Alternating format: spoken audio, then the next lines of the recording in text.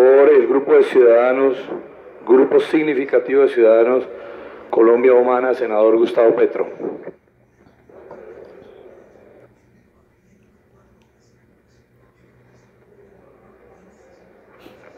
Fíjese usted, señor presidente, a qué punto ha llegado el estatuto de oposición, que ya ni siquiera somos un partido político. Y tengo que hablar aquí a título de el único parlamentario, porque además nos quitaron la mitad de la bancada, que está aquí en representación de un movimiento que no tiene personería jurídica. Soy el único. Esa es la democracia colombiana, pero no me voy a referir al tema, sino a lo que nos convoca. En mi opinión, leyendo el informe de mayorías que llaman aquí, el informe del Centro Democrático y de el Grupo Libres y el Partido Conservador, lo que uno podría concluir es, oiga, pero el acuerdo al que habíamos llegado en la comisión primera con el Centro Democrático y el expresidente Uribe, senador actual, tenía muchísimo más fondo, garras, profundidad, porque ni más ni menos cambiaba la estructura de decisiones de la JEP que estas objeciones que ahora aquí se amarran desesperadamente tratando de defender. Es de una torpeza, de un error táctico político enorme cambiar, logrado ya el acuerdo político conmigo, con el Partido Liberal, con la oposición del Polo en ese momento, con críticas sobre nosotros por haber llegado a ese acuerdo de cambio de estructura de la JEP, tenía muchísimo más profundidad que esto que están hoy presentando en el informe de objeciones el presidente Duque y sus amigos en el Congreso. Eso se llama torpeza.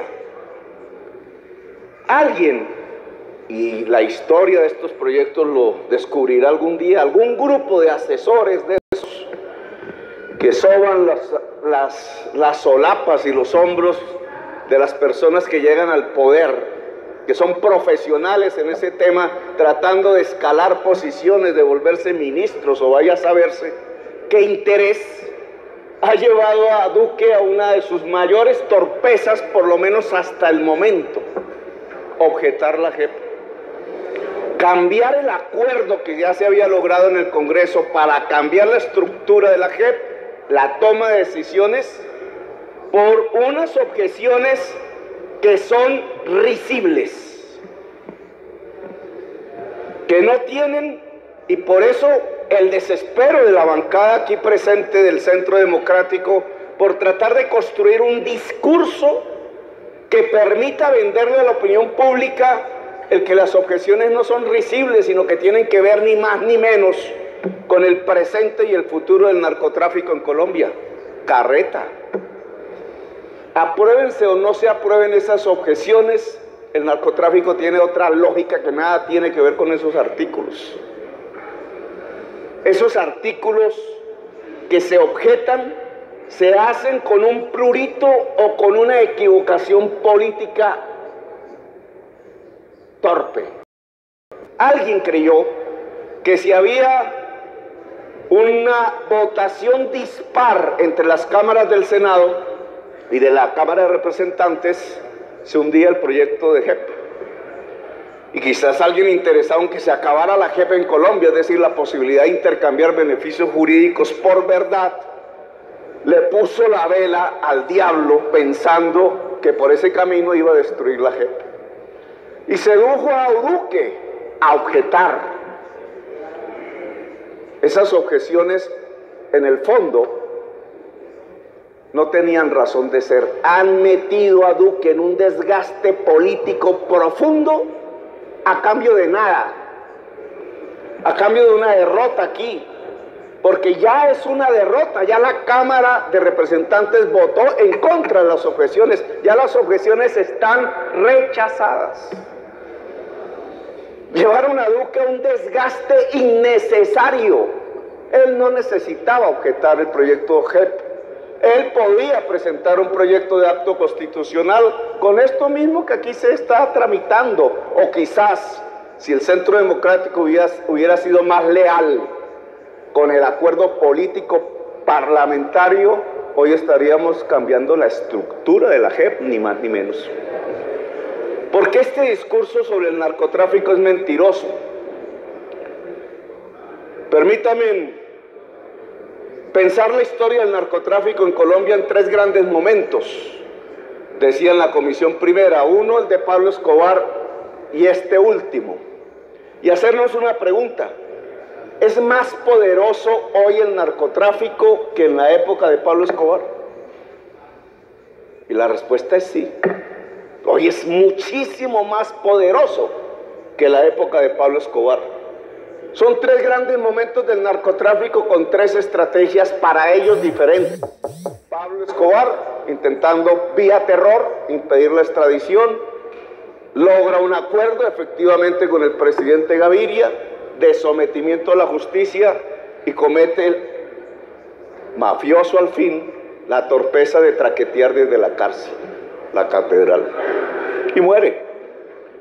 Pablo Escobar no era más sino el iniciador, entre varios, del narcotráfico. Hay un segundo momento, más poderoso que el de Pablo Escobar, el de Carlos Castaño y sus socios, el paramilitarismo que llaman, mal llamado. En ese momento Carlos Castaño, en los 90, 95, 97, decide una estrategia para el narcotráfico, consistente en, uno, una sola bolsa financiera del narcotráfico a nivel nacional, que es lo que llaman la oficina de Envigado. Un solo ejército mafioso, la SAUCE, a escala nacional, y una cooptación política del Estado en lo que ellos llamaron la refundación de la patria, que llega incluso a una negociación política con el gobierno. Es el narcotráfico negociando políticamente con el gobierno. Cuando se negocia políticamente, se negocia es el poder. Cuando se somete a la justicia, se negocian las penas. Pero cuando se negocia con un gobierno, lo que se está negociando es el poder político. Ese momento del narcotráfico era muchísimo más poderoso, llegó a dominar esta corporación con el 35% de sus miembros, y por eso tantos impedimentos de familiares con parapolíticos que quieren meterse a la JEP. Allí nace, en esa negociación con el gobierno de tipo político, la siguiente circunstancia. A los paramilitares no les dijeron que los iban a extraditar, el señor Restrepo, no. Les dijeron que iba a haber una negociación política, incluso que se iban a volver congresistas. Un artículo de ese tenor que aquí lo expuse fue derribado por la Corte Constitucional. Le permitía al presidente de la época un número ilimitado de lista que propusieran los paramilitares para integrar todas las corporaciones públicas del país. No había verdad, y esa fue nuestra gran discusión en el Senado. Los beneficios jurídicos que se entregaban a los paramilitares narcotraficantes no tenían a cambio la verdad. Fue la Corte Constitucional la que impuso ese criterio, y apenas los narcotraficantes paramilitares se dieron cuenta que para obtener 8 años máximo de prisión, tenían prisión en cualquier parte, tenían que decir la verdad, y empezaron a decir que iban a decir la verdad, y las víctimas del paramilitarismo, que son la mayoría de las víctimas en Colombia, empezaron a tener la esperanza de la verdad. El gobierno del entonces, que había negociado políticamente con ellos, los metió en un avión de la cárcel de Itagüí y los extraditó. De ahí nace el famoso articulito, que hoy está en discusión aquí en las objeciones. Porque la discusión del momento era, esos narcotraficantes paramilitares a los cuales no se les dijo que los iban a extraditar, ¿merecía la pena, dada la sentencia de la Corte Constitucional, que dijesen la verdad en Colombia? Dice Paloma, No, pero es que han tenido 3.000 audiencias en el extranjero. No existe el mecanismo que beneficia jurídicamente al paramilitar por decir la verdad hoy en Estados Unidos.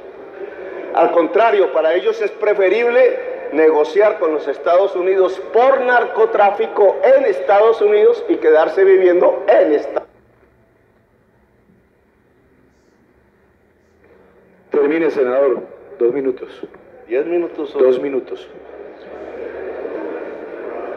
Pues esto es lo que aquí se llama, dada la experiencia ya legislativa, cuando viene en el cuerpo de la JEP la posibilidad de que un extraditable ajeno a las FARC, pero que tenga algo que decir alrededor de los delitos que son de competencia de la JEP, pueda decir la verdad en Colombia, y entonces se suspende mientras se dice la verdad el proceso de extradición. Eso que aquí se llama, eso sería entregarle el poder al narcotráfico, es una inmensa mentira. Era precisamente lo que el gobierno del entonces, negociando políticamente con los paramilitares, tenía que hacer con los paramilitares. Permitirles, en defensa de las víctimas, en priorización de las víctimas del paramilitarismo, que deseaban esa verdad, no la venganza, permitirles a esos paramilitares que dijesen toda la verdad en Colombia. ¿Le tuvieron miedo a eso?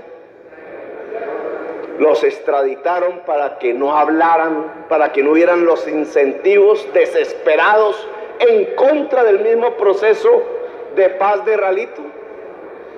Y entonces ahora aquí se vuelve pecado, un hecho ignominioso, el que se intente priorizar a las víctimas precisamente para que cualquier extraditable que tenga que decir algo pertinente sobre la verdad de esas víctimas de crímenes contra la humanidad en Colombia, lo diga primero en Colombia y solo...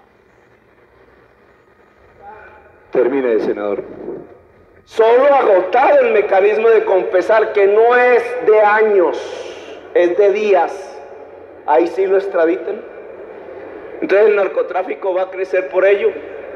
No, lo único que hace ese artículo es priorizar el derecho de las víctimas a la verdad. Una vez dicha la verdad, es extraditable, ajeno a la FARC, se va extraditado.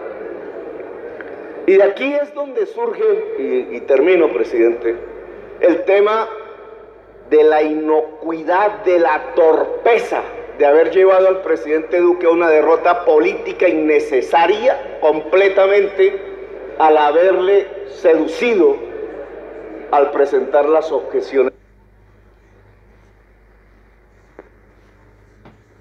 Era innecesario, completamente. Duque debe tomar aquí una lección. Deje de creerle a ese tipo de asesores que están haciendo es compitiendo por un sueldito, un contrato o un espacio de poder, porque lo están llevando a la tumba política en Colombia. No había necesidad de objetar. Si querían un cambio real en la JEP, acepten el acuerdo con el Partido Liberal, con Cambio Radical, con Colombia Humana, y cambiemos la estructura de la JEP. Hace tiempo ya hubiera pasado el proyecto, ya se hubiera aprobado. Pero no, les dio miedo, les dio temor el pacto, el acuerdo sincero, y terminaron llevando al presidente de la República a uno de sus peores errores políticos, con una torpeza que bien merece la pena, y se lo... 30 segundos. Saque esos asesores del gabinete. Por su propio bien, Duque, lo están llevando a trampas, lo están haciendo cometer errores. Póngase las pilas.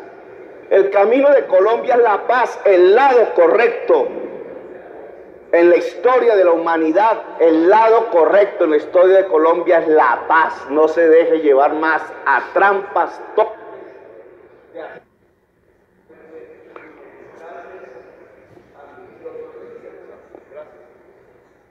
Le ofrecemos la palabra al Partido Liberal.